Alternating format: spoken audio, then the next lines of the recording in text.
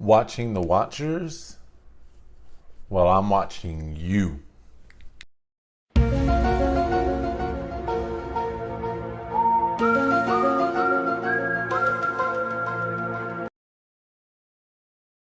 Hey everyone, again, this is Bruce the Boss Brooks coming at you live from Texas. And before we get into it, just want to remind everyone, please don't forget to like, share, and subscribe to the channel, both to help support and get the message out there, but also because I dump so much content out there as I'm watching things unravel as they're happening, just so you can get notification of that new content, new information, so you can go check it out.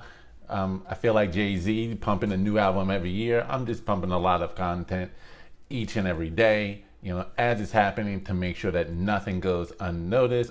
The truth is not concealed, and we can expose all of the propaganda as it's happening in real time. And even if you are checking it out days, weeks later, just so that you're aware of it, because it's all about raising the vibrations, informing everyone, and just getting out of this matrix of propaganda that's being pushed out there. So let's get into it. So as many of you know, I've been following the whole Jacob Blake case, trying to follow it as intently as possible because it's been a real major point of contention. Who would have ever thought something would overshadow to some degree George Floyd over the years? But I see that this has been something that's been used by the media to further divide this country, divide people, cause division and chaos, all in an effort to get rid of Donald Trump. Whether you may not like his politics, that's one thing, but don't employ these tactics. But bottom line is, I've been trying to follow this case, and as I'm following it, I'm also looking at it from a legal perspective, not just a political. So looking for legal advice and or legal perspectives on the matter. And that's when I come across this YouTube channel that goes by the name of their actual law group, R&R Law Group. And the one doing the videos of this group is an attorney, criminal defense attorney by the name of Robert Gruler, if I'm not mistaken. They refer to themselves as watching the watchers, or watching the watchers, trying to hold the authorities accountable. So Robert Gruler comes up with this really comprehensive checkpoint list or pointing system, identifying different factors that he will use to judge the situation, or at least judge the case for the Jacob Blake shooting. So take a look at that list right here. Now here is where I have point of contention, and it is only on 2 points mostly, and that was on the point of, did the suspect have a deadly weapon, and were there alternative uses of force given by the officers, that I really want to criticize and attack here. So we'll get into it. I'm going to start with the use of a deadly weapon. So here is what attorney Robert Gruler of the R&R Law Group said regarding the deadly weapon. Overlapping each other, so it's hard to see, but we do get our first side frame of Jacob here, and we do not see a weapon in his left hand. He turns the corner. We don't see a weapon in his right hand. We don't see anything on his body, and he is slowly walking to the vehicle, still no weapons. Officer loses control of him, turns the corner, still don't see it. To our form, the cops get 0 on that, and Jacob gets 1. Now that was 2 weeks ago, while the case was still very much fresh, and I understand that there was information that they may not have had at that time. But then about a week later, so just a week ago, as more information came out, this is what he then had to come out and say. Saying, wait a minute, that's a knife, clear as day. You could see that in his hand. Somebody posted this on Twitter. It says it looks like one of these knives, and it looks like that's, that looks pretty good to me. I mean, that looks like it, right? If you have your hand here, you've got all your 4 fingers grasped around this hand, around the handle, and that knife is sticking out. That looks pretty good. It also looks to me like it could be a set of car keys, like it could be, a keychain hanging out. Could have been a flashlight. It could have been a number of things. And the reason why I don't buy the knife story is I think we would have already seen the knife And if we didn't, then the cops are even more incompetent than I had already thought. If Jacob Blake had a knife on him, the cops should have been out there with it in a little evidence bag, wagging it around in front of the cameras like 5 minutes after this happened. Hey, we have a knife. He had a knife. There was a gun in the car. There was a pair of nunchucks in the car. I don't care what the weapon was. If they had it at the time, it should have been disclosed to us. They could have saved a lot of buildings being burned and a lot of protests. So with the updated video and images of a weapon, as you can see, he still wrote it off as, yeah, that looks like it could be that knife, but it also could be a set of car keys. It could be this, it could be that. And why haven't the police come forward with the information, with, evidence back? Here's the smoking gun, here's the knife. Well, guess what, Robert? They did. I don't know where you've been. When did you do that video? Because the funny thing is, I'm still seeing you posting this same video now, just broken up within the last few hours of me doing this one, reiterating the same case of if there really was a knife, the police would have produced that weapon.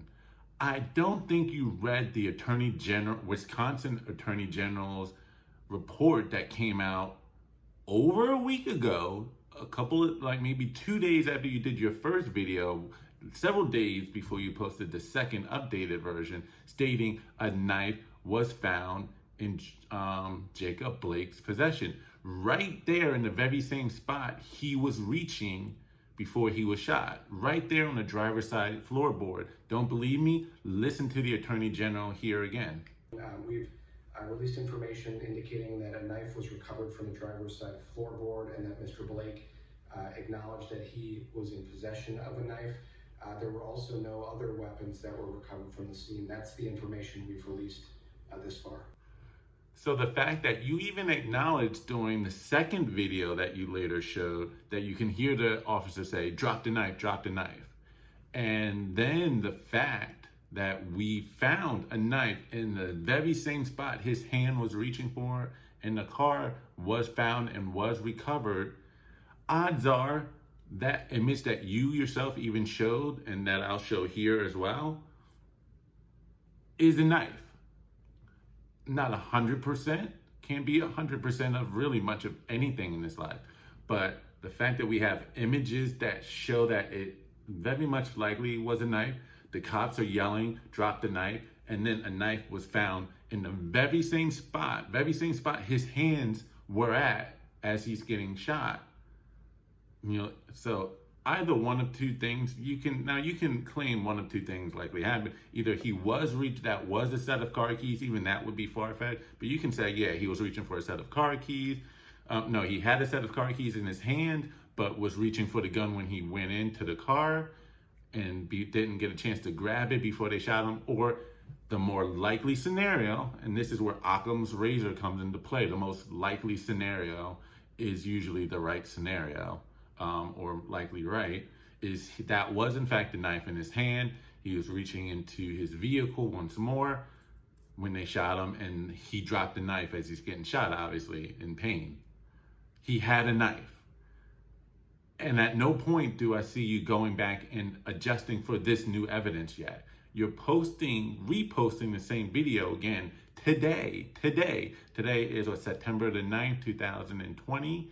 And you're reposting the same arguments you made, never updated your scoreboard on suspect deadly weapon. So we have proof that there was a weapon. Attorney General just confirmed it. You have yet to acknowledge it and or update. So that's the first item. Second one is on alternative use of force. Also something that, and you can correct me if I'm wrong, and if you see this video, please correct me if I'm wrong, maybe do an updated video in the response. Maybe those who are watching can let me know, and I'll put a link to R&R Law Group's YouTube channel so you can search it out, and you can correct me as if you found something I missed. But when the second video came out, you can see that there was a struggle. 3 of those 4 officers had Jacob Blake on the ground. So in your initial analysis where you see Jacob Blake just popping up, You just brushed that aside as, oh, he, could have just been sitting, leaning. In fact, here is one of the things you said regarding whether or not there were any alternative use of force. Let's roll it. Literally nothing. So they go right to the gun, right to the firearm. So as he's walking away, just pulls the gun right out, no taser, nothing else, boom, and decides to shoot. So what do we say about that one? Well, of course, we're going to say that there was no attempted use for alternatives. The police get 0 on that, and the defense gets 1 on that. So there you have, you said they went straight for the gun. There was no other things that they did. They could have tackled him, they could have tased him. That's what you said. But the second video from the passenger side of the van, or from the sidewalk where he was on, came out. You played that second video, and never at one point did you change your scoreboard that I saw to show, okay, you know what, I got that score wrong. They did use alternative force. They had him on the ground. They were wrestling with him. We also have it in the Attorney General's report that they also used tasers during that encounter. Two tasers. They didn't work. 2 tasers. They wrestled him. They had him to the ground. He still got away. Obviously, it wasn't the strongest of force because he, him alone, got away from 3 individuals, 1 female officer. I guess she couldn't get involved, one reason or another, not to be sexist or anything like that. But the 3 male officers were on him. He still got away. 2 used tasers, still didn't work. So the argument of alternative forces or alternative ways of trying to subdue him, you scored a 0. I have yet to see that update or acknowledgement of a mistake made. This changes the whole complexity of the argument. I'm speaking out against it too because it gives so much cover to these far left liberals who are trying to claim this is a racist country, who black men have to live in fear of potentially being shot and killed by the cops every single day for nothing. That's not the case. And they would use your analysis there as propaganda to show, look, here's a law officer saying. No, you're coming at it as a criminal defense lawyer. Your whole skew is biased.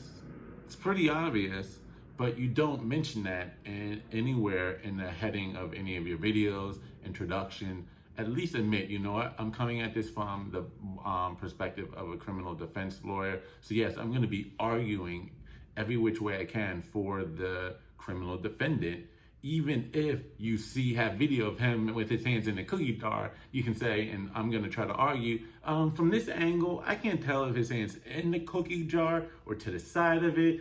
Is it behind it? It is a glass jar, by the way, so his hand could be beside the glass jar, behind it, but it looks like it's in. Like, that's the perspective you're coming at it. Despite so much overwhelming evidence against your 2 scenarios of no weapon and no other uses of force, despite it, you are overlooking it. You found every which way, every excuse to say, no, that wasn't a knife. And never once updated, even though, again, we can see that you have been updating new videos to the channel. So that's just my comments on it. I really don't like it when there's fake news being put out. I don't care who it's by. It could be from Fox News, Tucker Carlson. It could be by Don Lemon, more likely than not. And in this case, it could be a law group I've never heard of.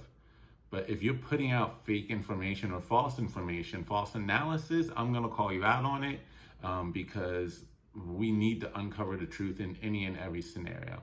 So that's my 2 cents on it. Please tell me what you think in the comment section. Please comment below. I promise I will respond to pretty much all of them. It's a small channel, so it's very easy to do so. Don't forget to like, share, and subscribe to the channel. And y'all have a good one. Peace.